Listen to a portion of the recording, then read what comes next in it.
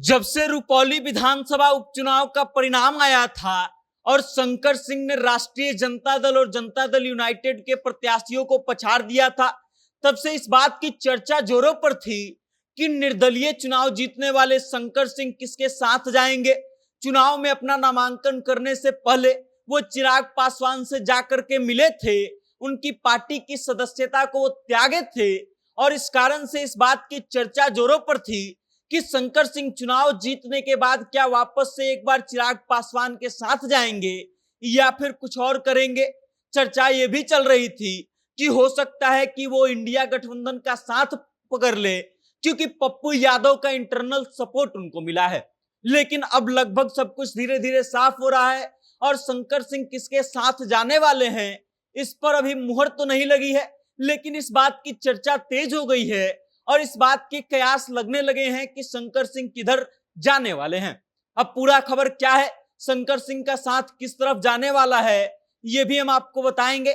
लेकिन उससे पहले नमस्कार, मेरा नाम वेद प्रकाश है, आप जनता जंक्शन देख रहे हैं और कैमरे के पीछे हैं विशाल।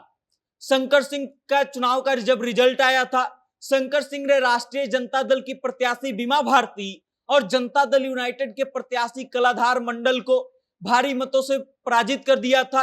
लगभग 8200 वोटों से वो चुनाव जीते थे और उसके बाद इस बात की चर्चा जोरों पर थी कि शंकर सिंह अब आगे किधर जाएंगे। वो विधानसभा में निर्दलीय विधायक के रूप में ही रहेंगे या फिर वापस से चिराग पासवान की पार्टी ज्वाइन करेंगे या फिर जनता दल यूनाइटेड या कुछ और।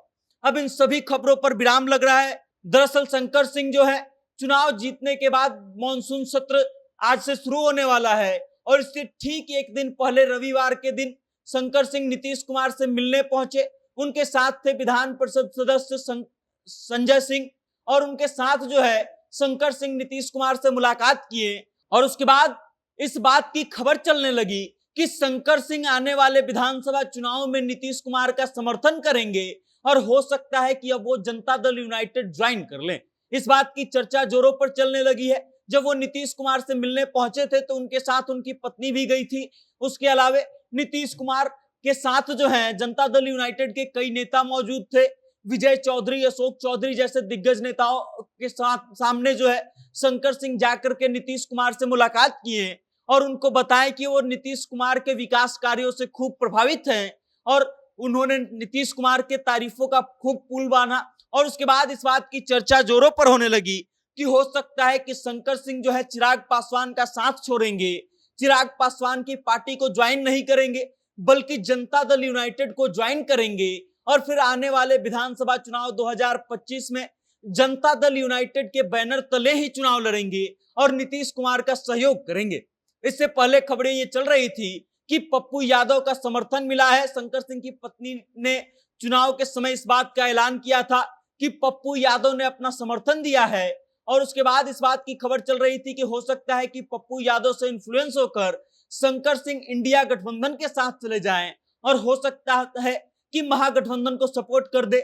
लेकिन अब खबरें ये आ रही है कि शंकर सिंह जो है एनडीए के साथ जाएंगे और नीतीश कुमार की पार्टी का सदस्यता जो है जल्दी ही वो ग्रहण कर सकते हैं। अब इस बात को लेकर के आप क्या सोचते हैं, आपकी क्या राय है और क्या लगता है कि जनता दल यूनाइटेड को ज्वाइन करना चाहिए शंकर सिंह को कि नहीं, या फिर चिराग पासवान का साथ छोड़ना शंकर सिंह के लिए ठीक रहेगा या नहीं? इस पर अपनी राय हम तक जरूर भेजिएगा और देखते रहिएगा जनता जंक्शन। बहुत बहुत धन्यवाद।